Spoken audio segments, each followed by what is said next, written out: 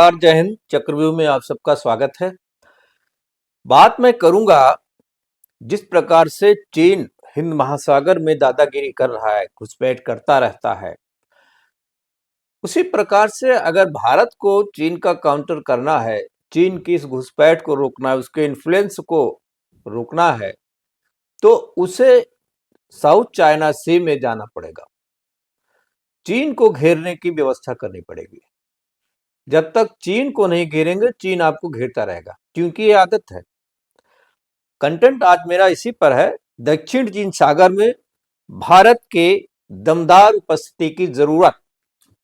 आप चैनल को सब्सक्राइब कर लें और पूरा जरूर देखें वीडियो। दक्षिण चीन सागर के जुड़े क्षेत्रों में चीन की सक्रियता पूरी तरह से उसके पड़ोसी देशों पर हावी हुई। उसकी मौजूदगी व्यापारिक और रणनीतिक दृष्टि से उसको लाभकारी है, इसलिए वो ऐसा करता रहता है। कुछ क्षेत्र ऐसे हैं जिनका उल्लेख करना बहुत आवश्यक हो जाता है, जहां उसकी दमदार उपस्थिति है और उससे वो अपने सभी पड़ोसी देशों पर प्रेशर क्रिएट करने की कोशिश करता है। पहला मैं बात करूंगा मलक्का जलडमरू मध्य का। मलक्का जलडमरू मध्य व्यापारिक लिहाज से भी और रणनीतिक लिहाज से भी ये बहुत महत्वपूर्ण स्थान है। ये मलेशिया, सुमात्रा, हुर्मुस, ये जो एरिया है, जो साउथ एशियन देशों की ओर जाने वाला ये जो मार्ग है, ये एक ऐसा जलमार्ग है जो चीन के लिए तो विशेष महत्व रखता ही है, दुनिया के तमाम देशों के लिए महत्व रखता है, क्योंकि इंडियन ओशन और पैसिफिक ओशन को जोड़ने वाला ये मार्ग है। और यहां पर चीन जो है अपना दबदबा कायम करने की हमेशा कोशिश करता रहा है। मलक्का दुनिया की सबसे महत्वपूर्ण शिपिंग लेन भी मानी जाती है और इसका, जैसा मैंने कहा, चीन के लिए तो बहुत महत्व है। महत्व इसलिए भी ज्यादा है क्योंकि लगभग 50,000 जहाज इधर से गुजरते हैं हर साल और चीन का लगभग 80% जो ये आयल इंपोर्ट एक्सपोर्ट है, आयल ट्रांसपोर्टेशन है, वो इसी जलडमरू मध्य के रास्ते से ही गुजरता है उसका एरिया। इसलिए ये स्ट्रेटेजिक रूप से भी बहुत महत्वपूर्ण है। दूसरा, जो चाइना का जो एक एस्टेब्लिशमेंट है, वो क्रा कैनाल में देखा जा रहा है, जिसे थाई नहर कहा जाता है। ये दक्षिण थाईलैंड से होकर के गुजरने वाली एक नहर है, जिसको चाइना ने डिजाइन किया था, चाइना ने इसको तैयार किया और ये बेहतर परिवहन के लिए, उसके प्रबंधन के लिए, जिस प्रकार से सुएज कैनाल वगैरह की बात आती है, पनामा कैनाल की बात आती है, इसी प्रकार से इन रीजन में एक दूसरे देशों से शॉर्टकट रास्ते के लिए जो है चीन ने एक प्रकार से इकोनॉमिक कॉरिडोर, जैसा कि वो तमाम बीआरआई प्रोजेक्ट के थ्रू देशों को जोड़ रहा है, ये कैनाल भी उसी प्रोजेक्ट का हिस्सा है। और इससे जो है ये मलक्का की ओर जाने में उसको एक रूट मिल जाता है और साथ में बहुत प्रकार की जो है इसकी जो आर्थिक गतिविधियां हैं और रणनीतिक गतिविधियां हैं, उसको भी मजबूती मिलती है। 2007 में कहा गया था कि इस योजना को जो है सैंक्शन किया गया था, लेकिन कुछ इन्वायरमेंटल प्रॉब्लम के कारण इसको उस समय रोक दिया गया था और हाल ही में ये संकेत मिला है कि चाइना जो है उसको फिर से जो है कंप्लीट करने में लगा हुआ है। अब मैं बात करता हूं साउथ चाइना सी की, जो बड़ा इंपॉर्टेंट है। साउथ चाइना सी जो है ये चीन और ताइवान के दक्षिण में स्थित है। इसके एक तरफ फिलीपींस भी है पश्चिम में, मलेशिया इसके उत्तर पश्चिम में, मलेशिया भी पड़ता है और इसके उत्तर में इंडोनेशिया का देश पड़ता है, इसके पूर्व में वियतनाम स्थित है। कई देशों के बीच का जो क्षेत्र है, सामुद्रिक क्षेत्र है, इसको दक्षिण चीन सागर कहा जाता है। इस क्षेत्र में तेल और नेचुरल गैस के बहुत बड़े बड़े भंडार हैं।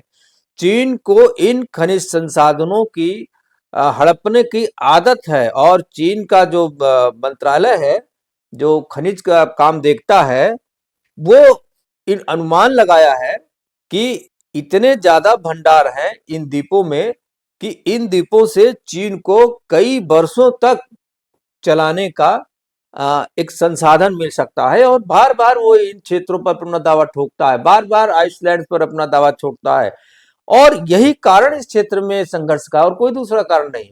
साउथ चाइना सी एक ऐसा क्षेत्र है जो साउथ एशियाई देशों में अभी तक प्रतिस्पर्धा, संघर्ष या न्यूक्लियराइजेशन ये सब कहीं देखने को नहीं मिलता था, लेकिन चीन के कारण ये सारी चीजें हो रही उस क्षेत्र में। तीसरा नाम आता है वुडी द्वीप का। वुडी आइसलैंड जो है ये भी बहुत चर्चित में रहता है, और इसका जो पैरासेल द्वीप समूह है, जो कि इसमें चाइना का एक आर्टिफिशियल बताते हैं कि पोर्ट भी बना हुआ है, और यहाँ पर चीन ने हवाई पट्टी बना रखा है, उसकी जो इमरजेंसी लैंडिंग वगैरह भी होती रहती है, और इसे वो अपने सेफ्टी और सिक्योरिटी के रूप में कार्य करता है। एक प्रकार से बचाव केंद्र वहां पे उसने स्थापित किया हुआ है। और यहाँ पर चीन ने अपने ऑयल टैंक्स है, आर्टिलरीज है, गोला बारूद है, बंदूकें हैं, बहुत प्रकार के आर्म एम्यूनिशन के भंडार जो है, और यहाँ काफी बंकर्स वगैरह भी बना रखा है। यानी पूरा मिलिट्री एक्टिविटीज जो है ये वुडिंग आइलैंड में देखने को मिलती है। एक चौथा बहुत इंपॉर्टेंट जगह है, वो है हैनान, हैनान आइसलैंड। हैनान जो है ये एक द्वीप समूह ये भी है, ये 200 द्वीपों का एक समूह है। इसके छोटे छोटे छोटे छोटे लगभग 200 आइसलैंड हैं, और चीन के सबसे छोटे प्रांत का ये निर्माण करता है। चीन का कह सकते हैं, चीन इसको अपना एक प्रांत बोलता है, एक स्टेट बोलता है, और ये चीन का इस तरह से सबसे छोटे स्टेट के रूप में देखा जाता है। और चाइना यहाँ पर आपकी अपनी न्यूक्लियर सबमरीन रखता है, ये उसका एक नेवल बेस है। उसके जो शिप्स हैं वो सारे रहते हैं, फ्रिगेट्स, क्रूजर, डिस्ट्रॉयर, और बहुत सारे कैरियर्स भी सुनने में आया कि यहाँ पे कैरियर भी डिप्लॉय रखता है। पनडुब्बी तो रहती रहती है, उसकी न्यूक्लियर सबमरीन्स भी यहाँ पर रहती है। और बहुत सारे उसने यहाँ पर जासूसी उपग्रहों के माध्यम से कहते हैं कि लगभग 20 पनडुब्बियों का एक बड़ा बेड़ा यहाँ पे तैनात कर रखा है, और इनको ये छुपा कर रखता है ताकि जहां जब जरूरत पड़े, इंडियन ओशन की तरफ भेजना हो, या साउथ चाइना सी की तरफ भेजना हो, या पैसिफिक ओशन के थ्रू तरफ भेजना हो, उसको मोबिलाइज कर सके। इस प्रकार से कह सकते हैं कि यह बंदरगाह जो है ये न्यूक्लियर बैलिस्टिक मिसाइल से लैस है, और यहाँ पर कैरियर्स यानी जो विमान वाहक पोत हैं उनको भी खड़ा करने के लिए, सुरक्षित रखने के लिए भी पर्याप्त जगह इस बंदरगाह पर मौजूद है।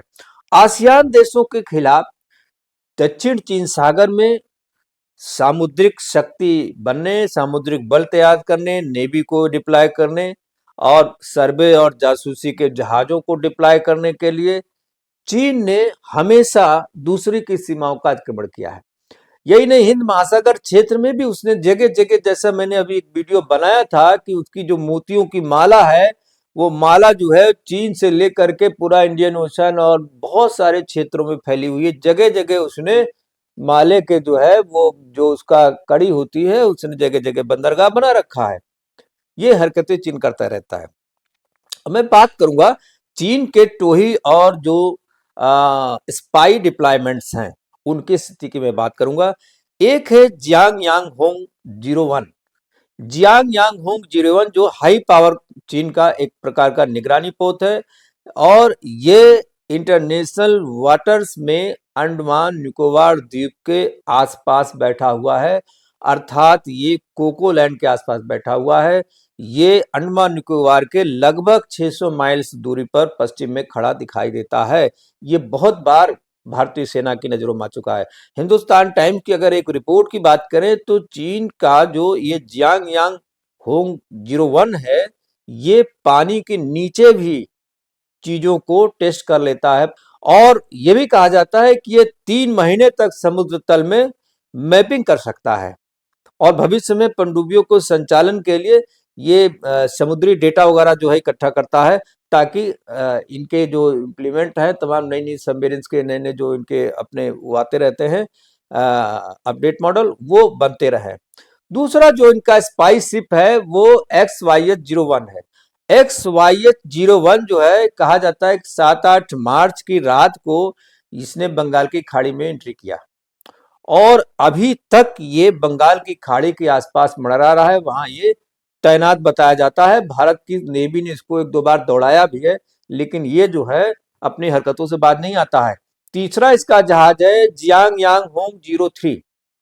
जियांग यांग होंग 03 जो है ये भी एक प्रकार के सर्विस शिप बताया जाता है, स्पाई शिप बताया जाता है। जियांग यांग होंग 03 चीन के दोस्त मालदीव के राष्ट्रपति जो मुइज्जू साहब है, ये मुइज्जू साहब की मालदीव की राजधानी माले के पास तैनात किया गया है। मुइज्जू साहब के सुरक्षा में तैनात है।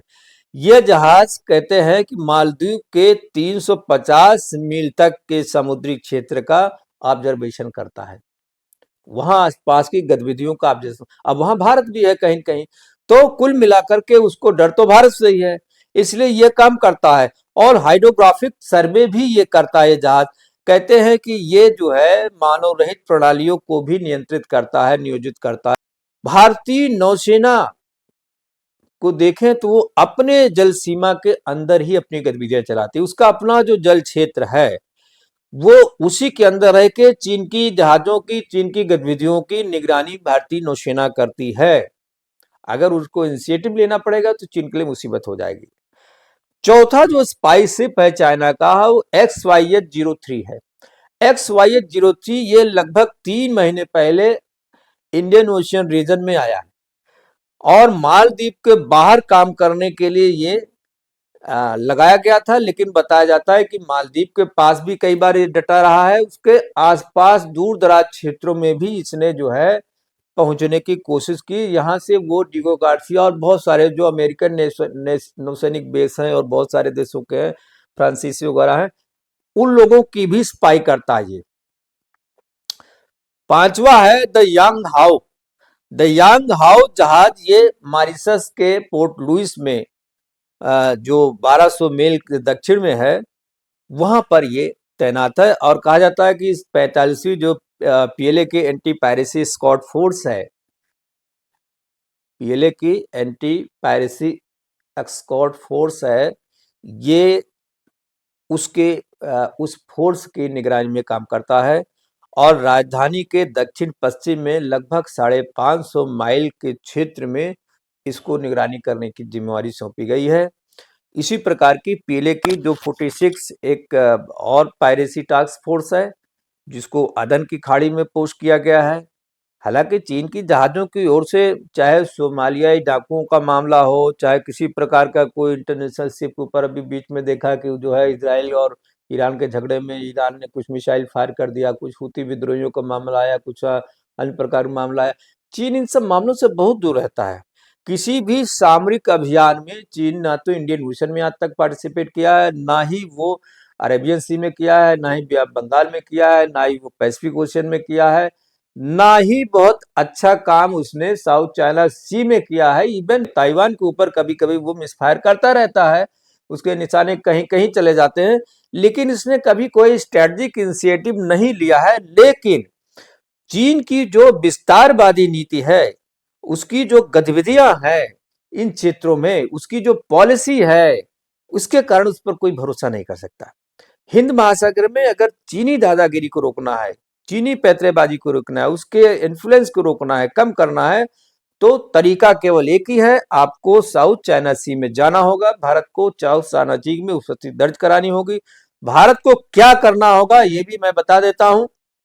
आसियान देशों के साथ मिलकर के उसको अपना ज्वाइंट मिलिट्री वेंचर डेवलप करना पड़ेगा। संसाधनों के विकास के लिए वहां बहुत सारे संसाधन है, ऑयल बेल्ट भी है, गैस भी है, उसका एग्रीमेंट करके आगे बढ़ाना होगा। मनमोहन सरकार में एग्रीमेंट हुआ था, लेकिन वहां पर चीन की घुड़की के कारण कोई काम नहीं हुआ। मलेशिया के साथ जो एग्रीमेंट था वो खत्म कर दिया गया। चीन के पड़ोसी देशों के साथ, क्योंकि हर देश के साथ इसका सीमा विवाद है, उससे पॉलिटिकल और डिप्लोमेटिक रिलेशन बनाने पड़ेंगे।